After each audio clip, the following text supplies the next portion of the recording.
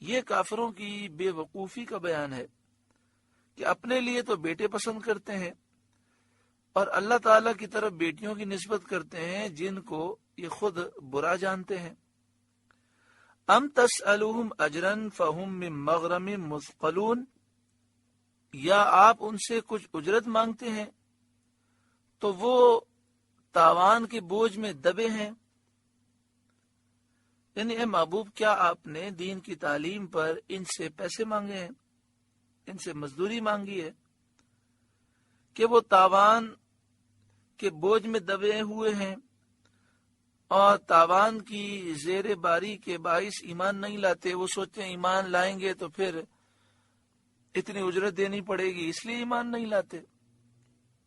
حالانکہ یہ بات بھی نہیں تو پھر ایمان لانے میں انہیں کیا عذر ہے؟ ام عندہم الغیب فہم یکتبون، یا ان کے پاس غیب ہے جس سے وہ حکم لگاتے ہیں کہ مرنے کے بعد نہ اٹھیں گے؟ تو یہ کیسے کہتے ہیں کہ مرنے کے بعد ہم نہیں اٹھیں گے؟ کیا ان کے پاس کوئی غیب ہے؟ اور کہتے ہیں اگر بالفرض اٹھ بھی گئے تو عذاب ہم پر نہیں ہوگا۔ تو یہ مستقبل کی بات انہوں نے کہاں سے سیکھی؟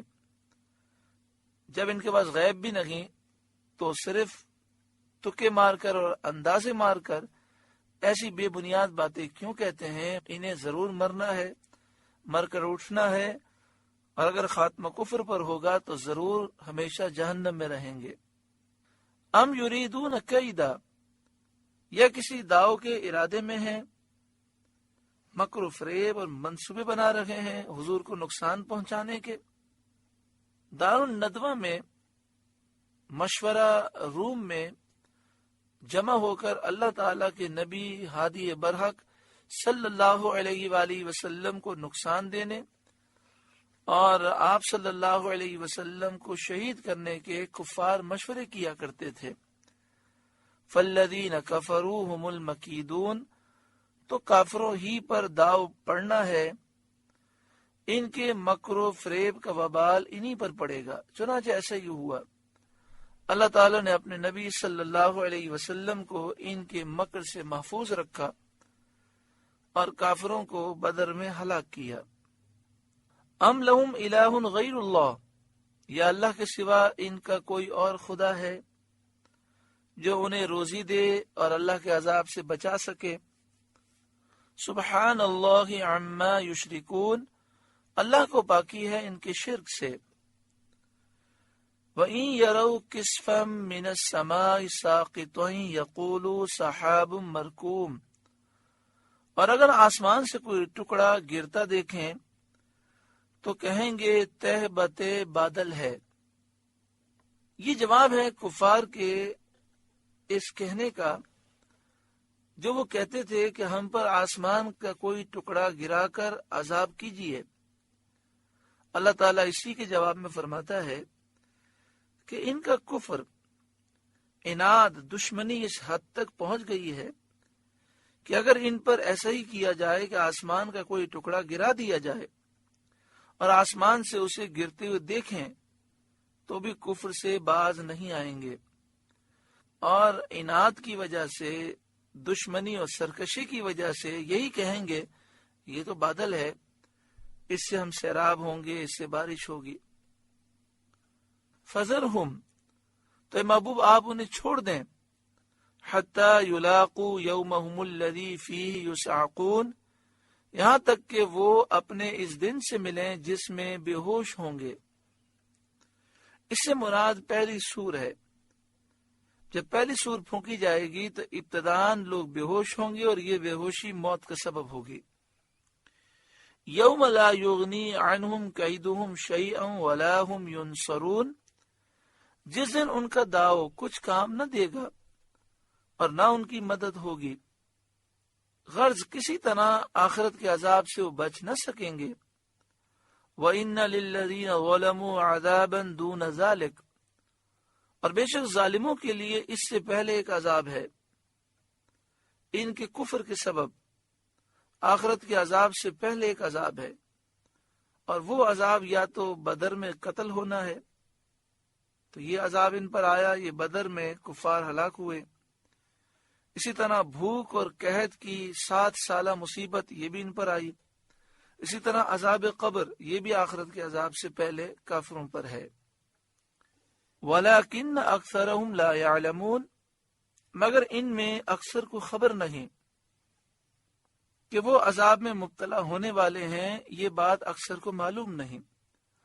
وَاصْبِرْ لِحُكْمِ رَبِّكَ ارے محبوب آپ اپنے رب کے حکم پر ٹھہرے رہیں اور جو مہلت انہیں دی گئی ہے اس پر آپ غمگین نہ ہوں. فَإِنَّكَ بِأَعْيُنِنَا کہ بے شک آپ ہماری نگہداشت میں ہیں، آپ کو وہ کچھ نقصان نہیں پہنچا سکتے. وَسَبِّحْ بِحَمْدِ رَبِّكَ حِينَ تَقُومُ اور اپنے رب کی تعریف کرتے ہوئے اس کی پاکی بیان کریں جب آپ کھڑے ہوں. یعنی جب آپ نماز کے لیے کھڑے ہوں تو اس وقت آپ اللہ کی پاکی بیان کریں اس کی تعریف کرتے ہوئے. اس سے مراد تکبیر تحریمہ کے بعد ثنا پڑھنا ہے، سبحانک اللہم ثنا پڑھنا ہے. اسی طرح یہ معنی بھی ہیں جب آپ سو کر اٹھیں تو اللہ تعالیٰ کی حمد اور تسبیح بیان کریں. یہ معنی بھی ہے کہ ہر مجلس سے اٹھتے وقت حمد و تسبیح بجا لایا کریں. یہ مسئلہ یاد رکھیں کہ جہاں ہم بیٹھیں 2 آدمی 4 آدمی چاہے کاروبار کے لیے کسی کام کے لیے، تو جب ہم اٹھنے لگیں تو درود شریف پڑھ لیں 1 مرتبہ، سبحان اللہ الحمدللہ 1 دفعہ پڑھ لیں.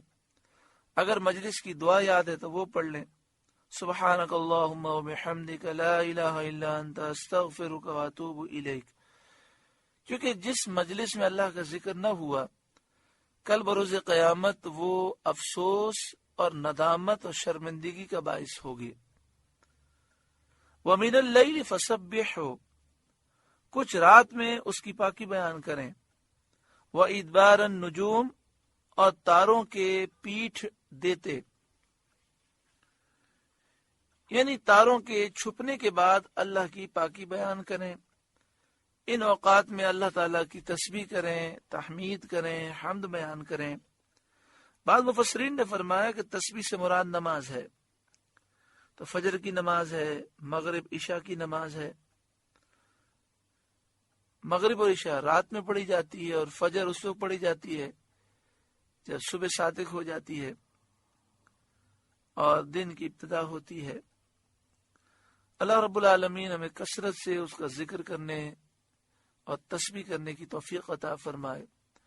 سبحان اللہ والحمد للہ ولا الہ الا اللہ واللہ اکبر ولا حول ولا قوة الا باللہ العلی العظیم. یہ جو تیسرا کلمہ ہے اس کے کلمات بڑے پیارے ہیں. اس میں تسبیح بھی ہے، تکبیر بھی ہے، تحمید بھی ہے، تحلیل بھی ہے اور لا حول شریف بھی ہے. اللہ تعالی ہمیں کثرت سے ذکر کرنے کی توفیق عطا فرمائے. سورہ طور کا درس مکمل ہوا. اللہ تعالی اس سورہ مبارکہ کے نور سے ہمارے سینوں کو روشن فرمائے.